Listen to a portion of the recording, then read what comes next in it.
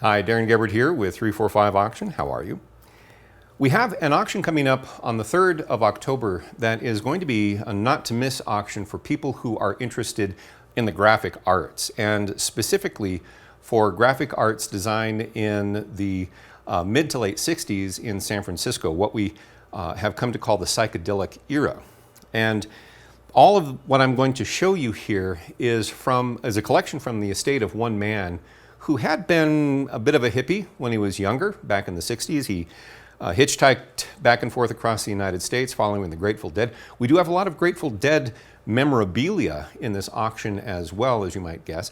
He was also in the industry as well. He worked for Santana for a while and for a couple of other bands during the course of his life, and he collected some of this gorgeous artwork, and he had excellent taste. Now, the first one that I want to get into is, did I say that it was October 3rd? October 3rd is going to be the auction on a Thursday at 7 p.m. This right here is a show bill for Bill Graham Presents at the Fillmore Theater. Fillmore Auditorium, I guess is what I should say. And it features two bands. On the top we have Jefferson Airplane, on the bottom we have the Grateful Dead. And it was a two-night stand. It was August 12th and 13th. I'm not entirely sure which artist did this. Their name is not on it. I would suppose that if you did a little bit of research, you could find out. But here is the thing that makes this such an interesting show bill, is this lady right here in the Jefferson Airplane. Her name is Signe Tolley Anderson, and she was the very first vocalist with the Jefferson Airplane prior to Grace Slick. Grace filled her shoes. Now, she started with Jefferson Airplane in 1965. She got pregnant. She didn't want to tour with a baby with Jefferson Airplane. So her last show with Jefferson Airplane was on October 15th. So we can then date this to being in 1966. So it was Friday, August 12th, Saturday, August 13th, 1966. Because of the date, because of her very short association with Jefferson Airplane, this might be the only picture in a show bill with Signe and the band together. It's in excellent condition. There are no holes where somebody had stuck this on their wall with pins, and there are no rips on the back where somebody might have put it up with tape and then the tape tore off and took some of the paper with it. You can see a little bit of discoloration from age, but other than that, it is in excellent condition. And I wanted to start with this and then move into the artists that created this genre of graphic design. There were 5 of them, 5 primary ones. Their names were Wes Wilson, Victor Moscoso, Rick Griffin, Stanley Miller, who was also known as Mouse. In fact, a lot of his artwork was signed Stanley Mouse, and he had Mouse Productions, Mouse Studios. And then there was Alton Kelley. And Stanley and Alton actually lived together at the beginning of all of this in the mid-60s in the Bay Area. And they were heavily influenced by the Art Nouveau aesthetic, especially the Art Nouveau art of Alphonse Mucha. And you can see some of that reflected in what they have done. I mean, they really expanded the Art Nouveau style, but it was really something. Now, in San Francisco, in the mid to late 60s, there were 2 primary music promoters. There was Chet Helm, who had what was called the Family Dog Productions, and then there was Bill Graham with Bill Graham Presents. Chet had the Avalon Ballroom. Bill Graham had the Fillmore Auditorium. Bill Graham also opened a Fillmore up in New York. We had Fillmore East, Fillmore West. Lots of classic music went through both venues. And here we have a handbill. This was, let me take this out here real quick. This was, let me see. My eyes are getting, I think this was Stanley Wilson's work. It was for a show at the Fillmore Auditorium. It features the Grateful Dead, among others. You can definitely see kind of the Art Nouveau aesthetic here. Everything, you know, the fonts, the way everything is kind of squished and mangled through there, is very evocative of the artwork of this time. This is a handbill, not quite as large as the show bill, and you could get somebody to stand out on the corner and hand this out. It's also actually a, I don't know if you can see this here as it is, but it's also a postcard. It has a place to put a stamp, and it has the Fillmore Auditorium with the address right there. So you could address it, you could write your notes. Beautiful stuff. A little bit of foxing right down here on the bottom, but otherwise in very good condition. Now, Chet Helm had things going on in San Francisco, and in 1967, Denver's very own Barry Fay and his wife flew to San Francisco to approach Chet with the idea of perhaps opening up a mid-continent family dog. And in fact, they ended up creating what was known as Family Dog Denver. And there was a venue that they had almost on the corner of Evans Avenue and Colorado Boulevard. And it had been there for a long time. It was known as the Family Dog Denver. And they had people come in, they had, the Doors were in there. Among other folks, you know, lots of psychedelic, lots of blues. And this right here is a handbill for the very first show at the Family Dog Denver. This feature, and it says Family Dog Presents. Oh, let's see. We had Big Brother and the Holding Company. We had Blue Cheer, and then there was another group that I can't quite remember. Now, here's the interesting thing. You know, it's such a small little world. Chet Helm was one of the founders of Big Brother and the Holding Company, and he introduced Janis Joplin to Big Brother and the Holding Company, and Chet Helm got Janis Joplin and Big Brother into the Monterey Jazz Festival in 1967, which was Janis's big break. So there you go. That's this one here. Now the thing is, here's the thing. If you look at this under a magnifying glass, you can see the gorgeous work of the lithography. It is just stunning. Again, in excellent condition. Now here is another from Denver. This is the other half, and let's see, who was it? Sons of Champlain. And this was November 10th. Now here is the interesting thing. Chet and Barry Fay were in business for less than a year. Their first, let's see, this was the very first show.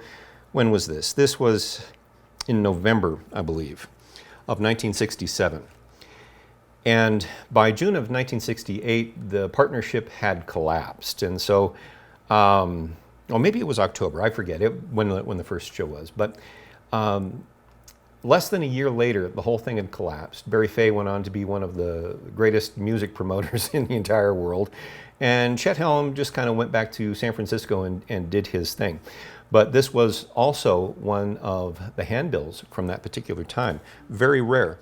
Now, this piece right here is a piece, let me see if I can get, there we go. This is a piece from Victor Moscoso.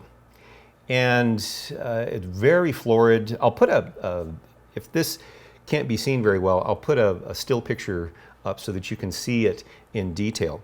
Now, Victor worked for, or did drawings, did handbills for Family Dog until maybe late 1967, because apparently his designs were a little too out there for Chet Helm, which, when you think about it, is saying something. Chet Helm was, you know, definitely not a cultural person. He was definitely counterculture. So to have your artwork being described as being too far out there by Chet Helm, I think is kind of it's a compliment, quite frankly. Now, the five guys, let's see, what is this? Oh, actually, let me get to this right here. This is, there we go.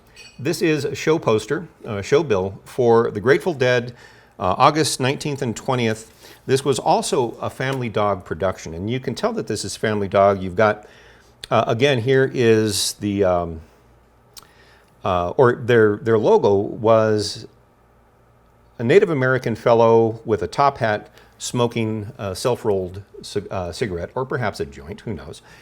And underneath here, there was a little scroll below him that said, "May the baby Jesus shut your mouth and open your mind. That was the official motto and logo of the family dog. This was done by Alton Kelley and Stanley Mouse. Both of them worked on this. And it has their names right down here. It has, let's see, this is Family Dog Productions, right? So all of that is here. It's framed and it's in pristine condition, quite frankly. Lovely, lovely stuff. I'm not entirely certain, though, why there is a Frankenstein head here, Frankenstein's monster, but there is. And again, it's a beautiful piece of artwork. And the last one that I want to get to before we get to this big Grateful Dead poster back here is this one. This is from Berkeley Bonaparte. These 5 guys decided that they were making such good money and getting such great recognition for their artwork with the bands, you know, with Bill Graham and with Chet Helm and Family Dog, that they created their own poster production company. And this came out of their very first year in 1967. Across the top it says, "Mine eyes have seen the glory." And we have a couple of very iconic figures here. We have the Family Dog Native American guy. We've got the caterpillar smoking a hookah from, come on Darren, use your words.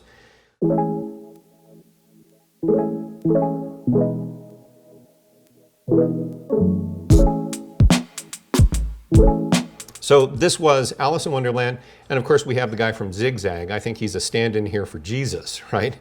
But all of the iconography here is very much a part of the mid 60s, late 60s counterculture iconography, and this was done by Rick Griffin, and right here on the bottom it says distributed by Berkeley Bonaparte.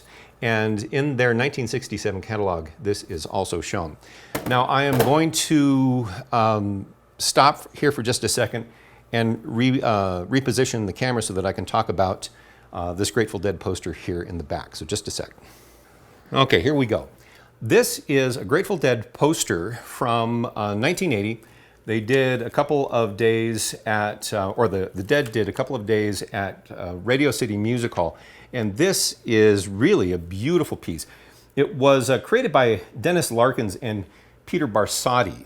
And you see the very obvious Grateful Dead iconography there. And let me see if I can zoom in gently, gracefully, perhaps not. But what I love about this, and this is also kind of in the aesthetic of the time, you know, even though this was 1980, they go through, or they incorporate a lot of the design elements of late 60s graphic arts, in as much as in the crowd you will see very famous people, including Jerry Garcia from the Grateful Dead, a couple of other band members in there, and other notable figures all waiting in line here at Radio City. So all of this is coming up on October 3rd at 7 p.m. for auction.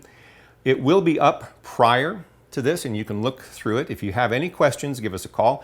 If you have never bid with 345 Auction, you will need to register for this auction, but the good news is that once you have registered with us, you are free to bid on any auction that we have later on. So this is going to be a fantastic auction for people who love the graphic design and graphic arts from the late 60s in San Francisco. And if you're going to bid on this, it's going to be an excellent or very well attended auction from all over the country. I wish you luck.